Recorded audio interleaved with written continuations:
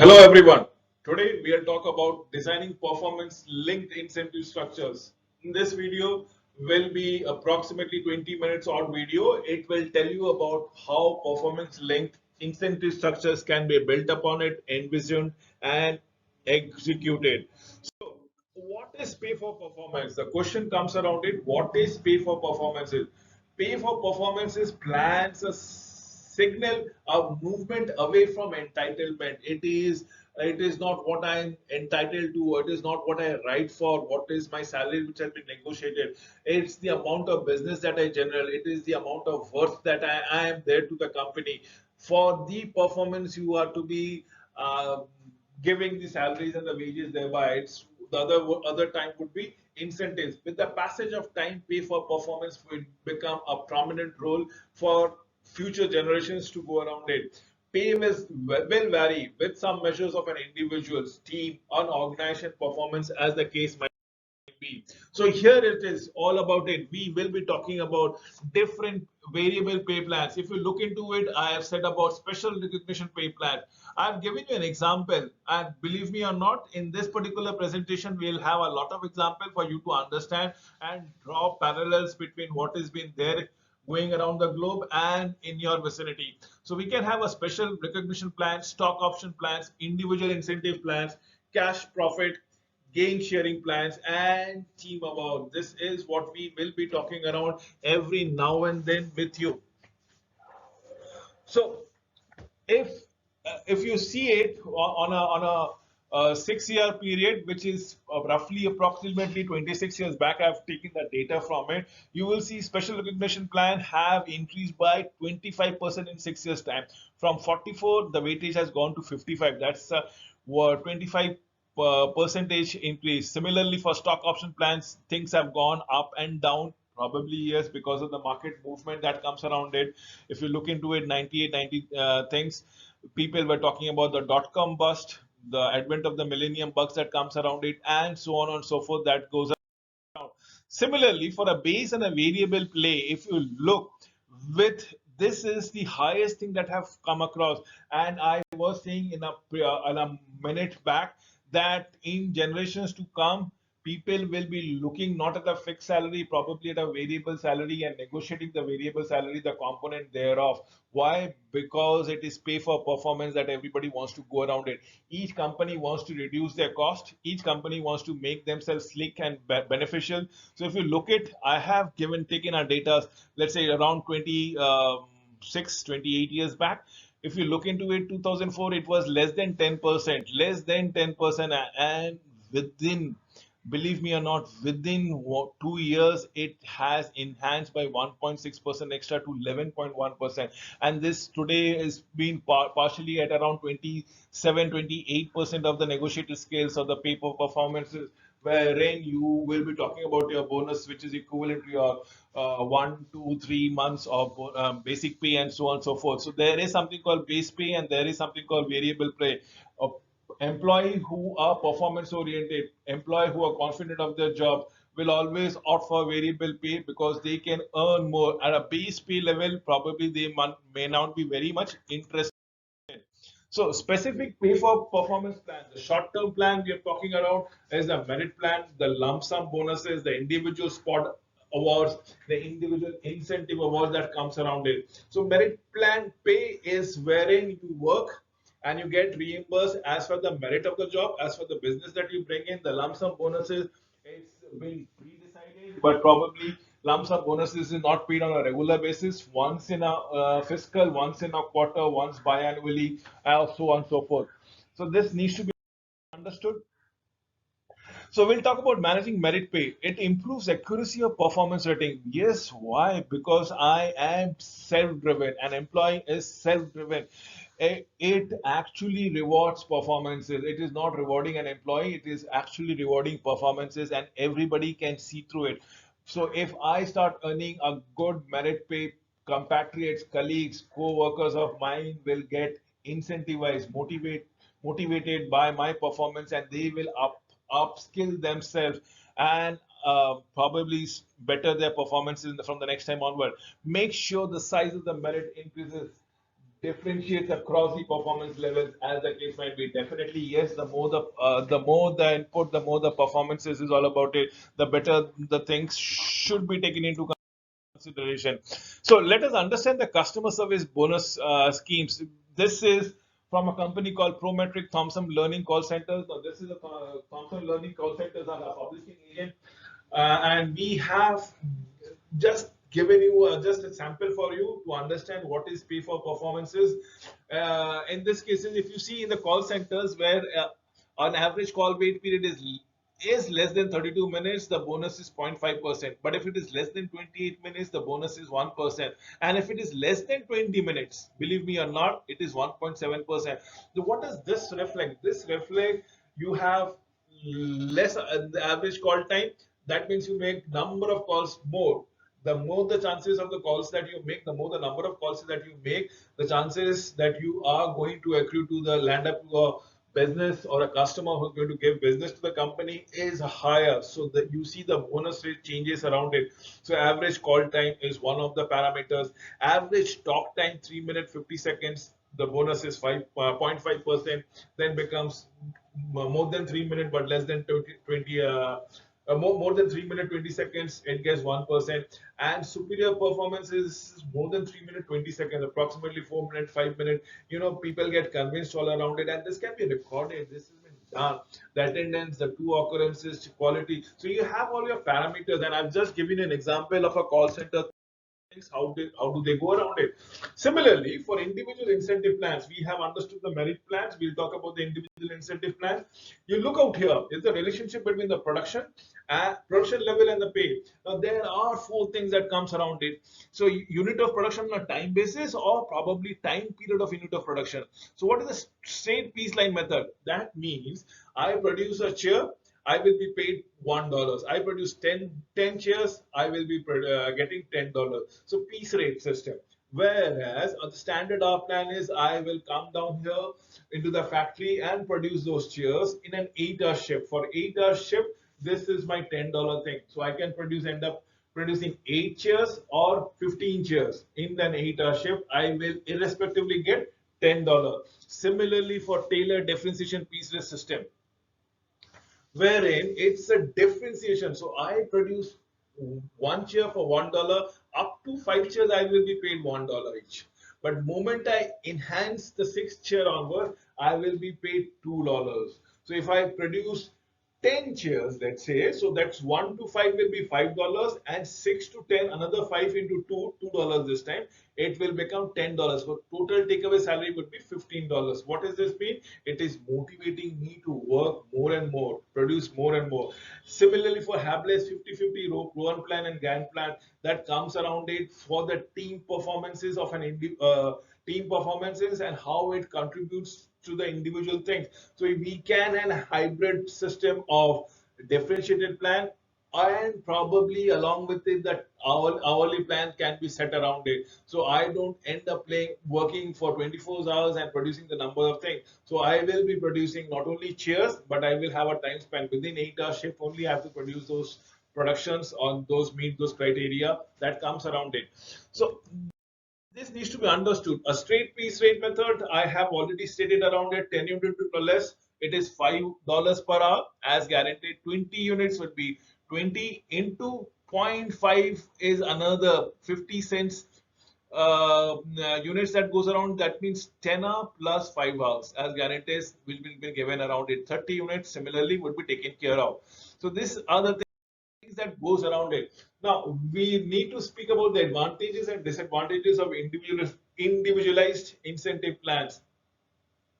First and foremost thing, it's a substantial contribution to the productivity raise, and it lowers the production cost n numbers of time, the workers' earnings. So there is a contribution, there is a production raise, there is a less of a supervisory required, and probably people are completely focused and submerged in their own work. So workers' earning enhances, also the profitability of the organization goes up.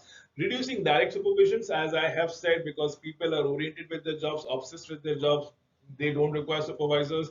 Enables labor cost to be estimated more accurately and underpayment by time. Help costing and budgeting requirement as the case might be. But whatever the advantages are, I believe individual incentives have advantages also, and plentiful of disadvantages at that. But then please take it with a pinch of salt.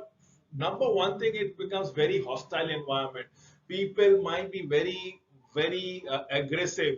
When I say people, it is not an individual employee. It is a group of people, the co-workers who are working in that particular organization. They might not like, or they might like to hinder. They might not like the process, or they might like to hinder the good performing employees because this is putting them in a bad light. So introduction of new technology may be resisted by the employees. Definitely nobody want to lose their earning potential. Reduced willingness of employees to suggest new production methods. Increased complaints of poor maintenance, hindering employees earning to a large incentives as the case might be. This is what we are looking for. Disadvantages of individualized incentive plans. Did I say more disadvantages? Increased turnovers of a new employees, because a moment a new employee comes around here, he or she actually sees the co-workers, the older employees working night and day, and probably they are target oriented. They might not be very social altogether. So they get a jolt altogether. They are not very successful at adapting themselves, or probably should I say the word is assimilating themselves within the co-worker. So there is a tendency for them to leave the job more quickly than ever. Elevated levels of mistrust between workers and management comes around it. So this is what we go around. Giving you an example of a Lincoln electric compensation system, remember the description cultures is a reservoir of trust, long history of employment, wherein a person who have worked for more than 3 years are guaranteed for the next year's renewable basis contract. As the case might be, this is what is here around. Base wage, market rates are determined, time study determined, set pieces rate so that the average workers can earn market rate. Bonuses, board of directors sets year-end bonus as a function of the company. In incentives as employee shares a long-term company success, failure in the form of employee stock option plan, ESOPs. Employee now owns 28%, probably, obviously, yes. So we have a short-term bonuses where people give certain bonuses, which can be a weekly, it can be monthly, it can be quarterly, it can be annually. But then we have an incentive plan where the employees is given, offered stocks of the company for which they are working around it. The stock option, performance reviews, employee rated on a four factors: dependability, quality, output, ideas, cooperation in comparisons to the other department. Now, these are what actually helps you to mitigate the things. Similarly, we'll give you another sampling of performances. Let's say the customer, this is a classic balanced scorecard method. You know, if you go around the balanced scorecard method, and one is the customer focus, which is pertinent for any business to be successful. Similarly, a business has to be financially focused also. You cannot end up making sell and everything being the money has been realized after a certain point of time. You're making sale on credit, so you need to be keeping a tap on how the cash is being utilized. There is what is the flow of the cash. So the existence of the company depends on the customer. The existing of the operation of the company also depends on the money flow that comes around it. The most important thing would be the existence of the employees, right? The employee human resources. If the employees are not there, the organization ceases to exist. So you need to understand these things.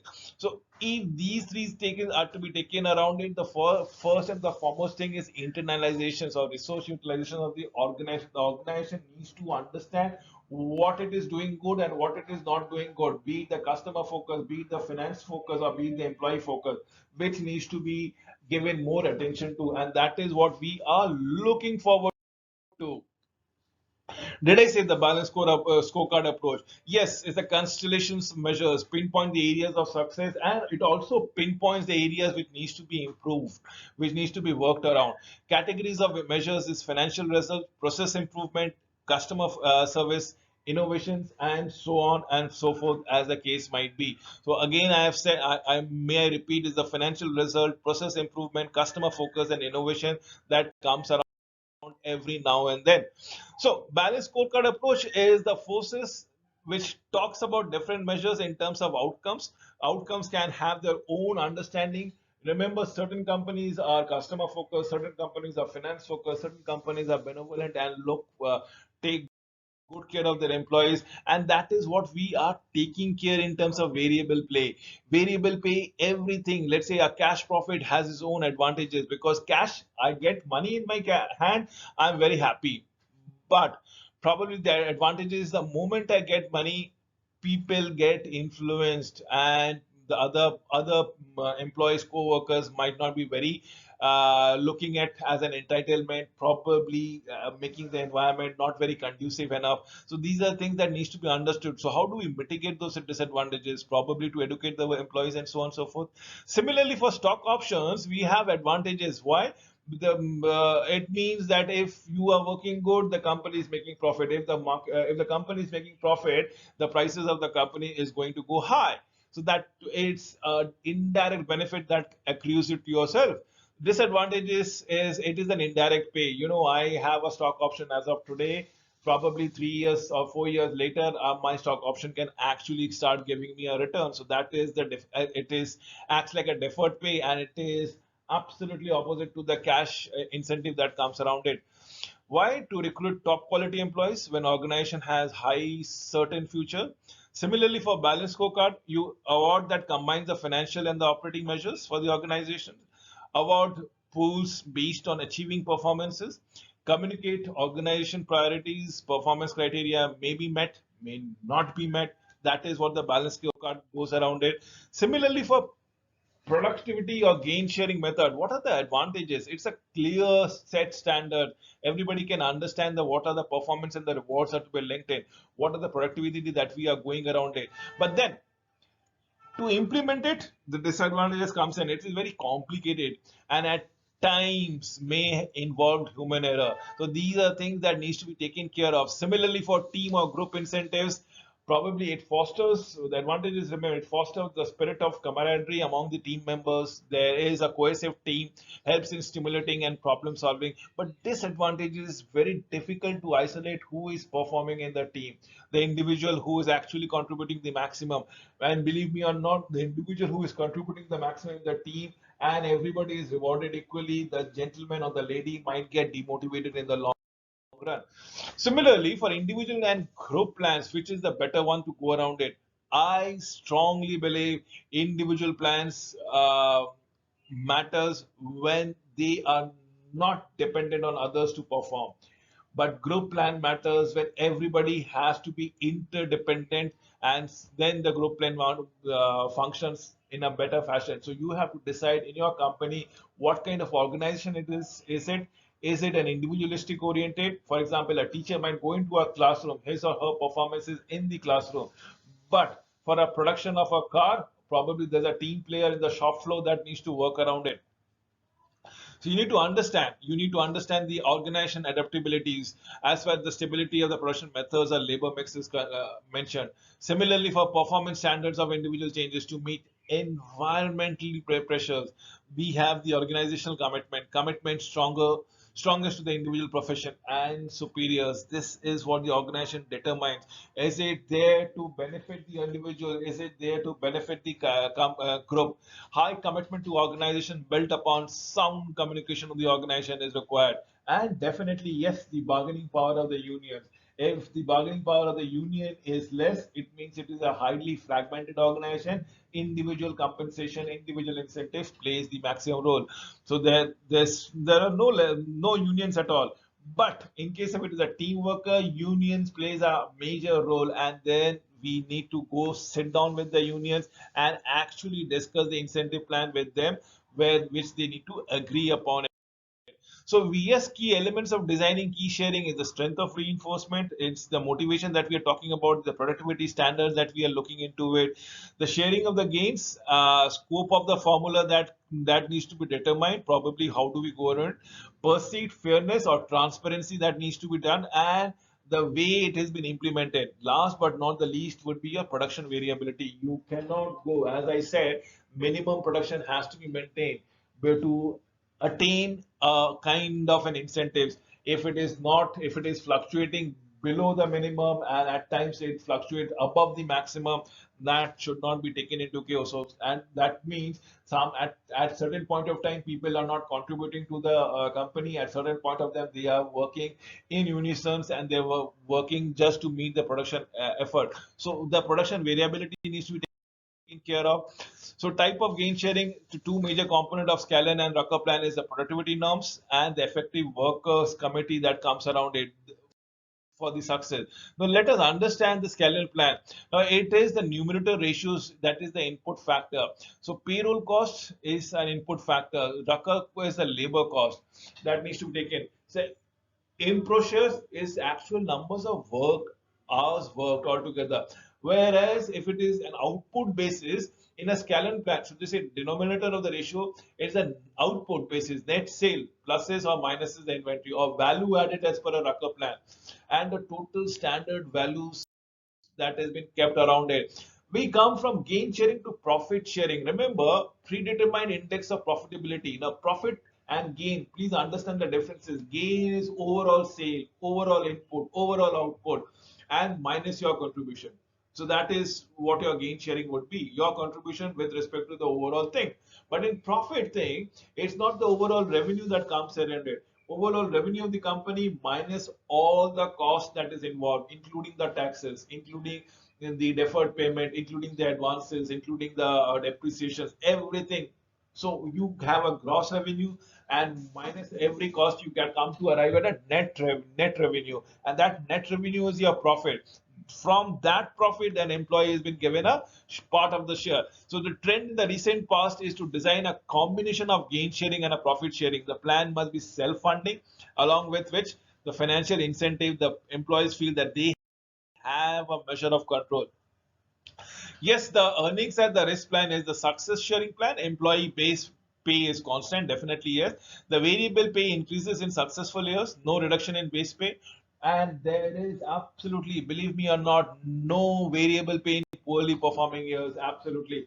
Sharing success. So that means if I'm doing good, if the company is doing good, definitely yes, I get a part of the incentive. But if I have been long working for long enough, and I'm doing good, but the company is not doing good. God for sake, for some reason or the economy might be at the downturn. But the company at this time is not giving me an incentive, but is giving me a base pay as if that is itself as an incentive for being loyal to the company during the poorly performing years. Whereas on a risk sharing plan, employee base pay varies completely varies. So on poor days, poor years, your base pay goes down. On good years, your base pay goes up. So shifts the part of doing a business from the company completely onto the employee. So it is as good. I sneeze and you can catch cold, and so on and so forth. So group plans advantages are positive impact on the organizations. Individual organizations can have up to 5 to 10% of the point, easier to develop the performances than for an individual plan. Signals that cooperation both across the groups and within the group is desired. Teamwork meet with an enthusiasm, support from most employees may increase participation of employees in a decision making process.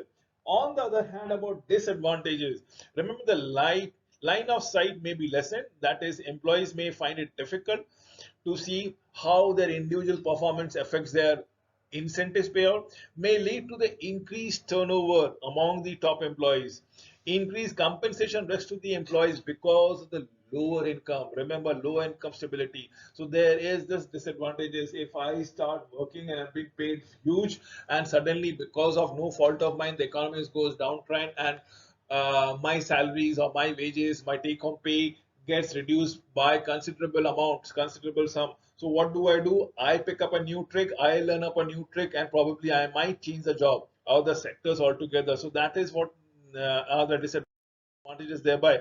So let me give you a number of examples before I wind up this presentation.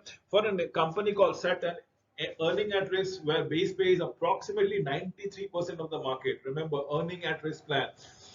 Employee meets individual objectives to capture at risk component. All team members, believe me or not, all team members are expected to meet the objective for any to get at risk money. And profit sharing component is based on the company's profit only. So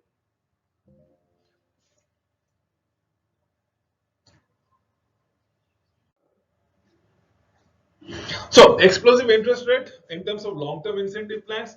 Long-term incentive plans will have employee stock options, which can be basically cut off from the short-term incentive. Now, short-term incentives can be on a monthly basis. The bonuses, the incentives that can be given on a monthly basis, quarterly basis, biannually basis, or even annually basis. Many a times it has been found that there are companies who are interested to give it on an annual basis, because this means that they can hang on to the employees, or the employees might not leave the organization, so they can arrest the attrition rate altogether. But in a long-term incentive plan, it can be a stock option that can be given to them, a stock option which have a lock-in period of 3 years or 4 years. So that means the stock has been given, the number of stock, maybe 50, 100, 150, 200 stocks have been given, and probably this stock has been locked in for next 3 years or 5 years span, as the case might be. So you cannot make. So this needs to be taken care of thereby. We come to the fag end of these presentations, which have a long-term incentive plan, the employee stock option plans. We have the best minimum scales. Then we have the performance plan, the performance of the shares of the performance unit that goes around it, and a broad-based option plan. Now, what is broad-based option plan is where you can you have your stocks and you have the right, absolutely right, wherein an employer gives, let's say, a stock for $100 at the time of joining, and the employer says within 3 years you cannot make a sale, but you have to make, if you want to make a sale, you can sell the stocks to me back, to the employer back, but at the going rate. And if the going rate is at $90, I will pay $90 only. Or if the going rate is $150, I'll pay $150 only. So there is no right to, there is absolutely no right to refusal. You cannot determine, it has to be paid. Or else the employer says you can very well, you want to leave the company, very well, you can leave the company, but you cannot make a sale of that share for the stipulated period that we have decided. So we have the employee stock option plan. We have the performance plans, and then the broad-based option plan, as the case might be. So please understand what we are looking at, the long-term incentive and the risk-reward trade-offs. Level one, the low risk.